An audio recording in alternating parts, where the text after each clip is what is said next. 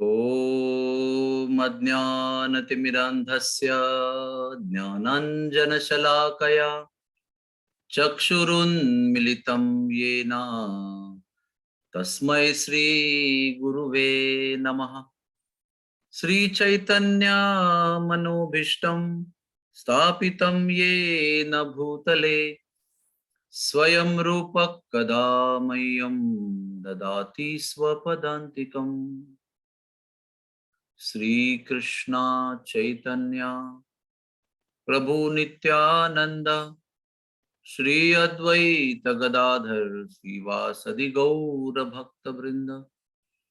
Hare Krishna Krishna Krishna Hare Hare, Hare Ram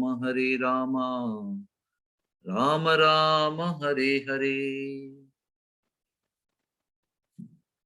Hare Krishna. Due to our sinful activities in the past life, we suffer in this life.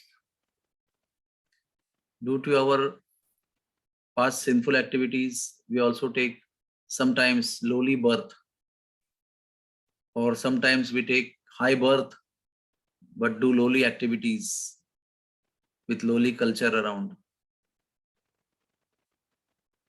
And this particular cycle of karma and sufferings of karma, creating new karma and sufferings of karma, coming back again and again, it's a very painful affair, which is such a way arranged that even the painful arrangement does not feel painful.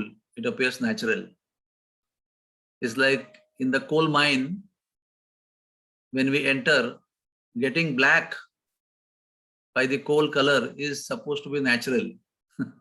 It's taken as natural, while getting stained by the coal color is not natural. And that is called Maya. So all these disadvantages of taking a lowly birth or taking a high birth and doing lowly activities, all these disadvantages can be nullified by chanting the holy names of the Lord. This we have been speaking for many, many days now. But there is one additional clause here. Chanting the holy names of the Lord under the guidance of the bona fide spiritual master or the representative of the bona fide spiritual master. Scriptures amazingly explain that such a chanting of the holy names done under the guidance of the bona fide spiritual master or his representative is called offenseless chanting, aparada shunya japa. We all know there are three kinds of japa. One is aparada purna japa, offensive japa. Next is offenseless japa. That is called namabhas. And third is called shuddha nama japa, completely pure platform. So this reaching namabhas stage, getting free from tendency of committing offenses is very, very, very difficult. It requires a lot of understanding, knowledge, guidance, counseling. Perpetual counseling is required because it's like a impulse that we have within to commit offenses. It's like an urge inside, insatiable, uncontrollable urge to commit offenses against the devotees and against everybody else in the world. But this offenseless stage, it's although very difficult to attain on our own, but if we chant the holy name under the guidance of the spiritual master, then it is very easy. Automatically one becomes on the stage of offenseless chanting. And why offenseless chanting is important? Because offenseless chanting gives us the glimpse of the bliss, the transcendental bliss that is available to us. It gives us entrance to the experience, to the transcendental feelings that we receive of the existence of the Lord and the spiritual world, the connectivity is all felt when we chant offenselessly. If the glimpse of spiritual world and connectivity of the Lord and the transcendental experience is not there, then we don't need to do offenseless chanting. We can continue with offensive chanting.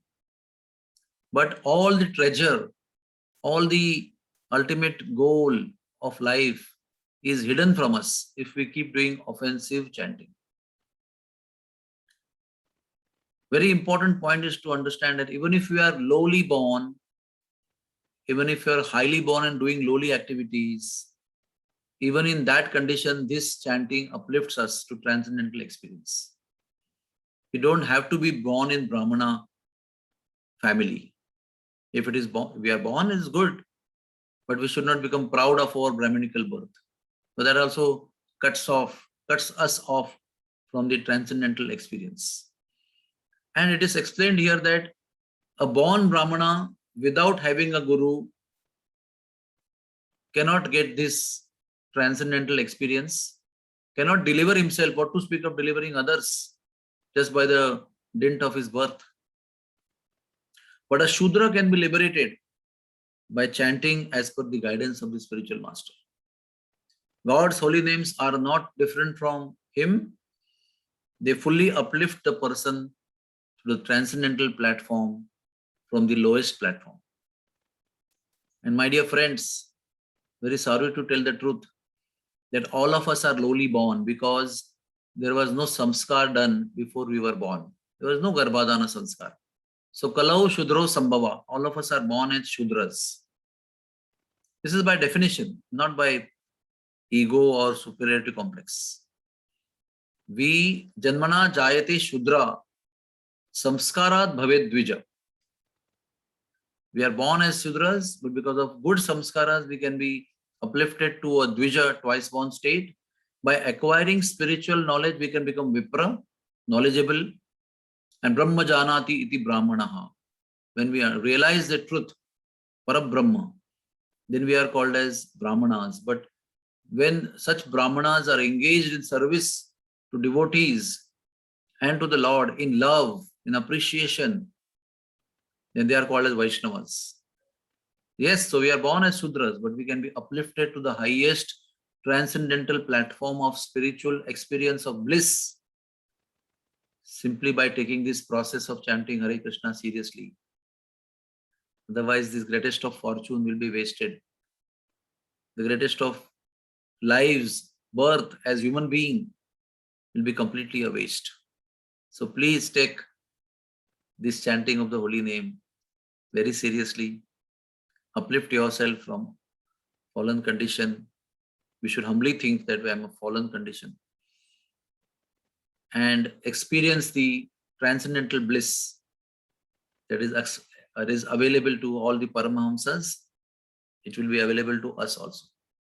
Hare Krishna, Krishna Krishna, Hare Hare, Hare Rama, Rama Rama, Hare Hare. Thank you very much. Are there any questions? Please ask.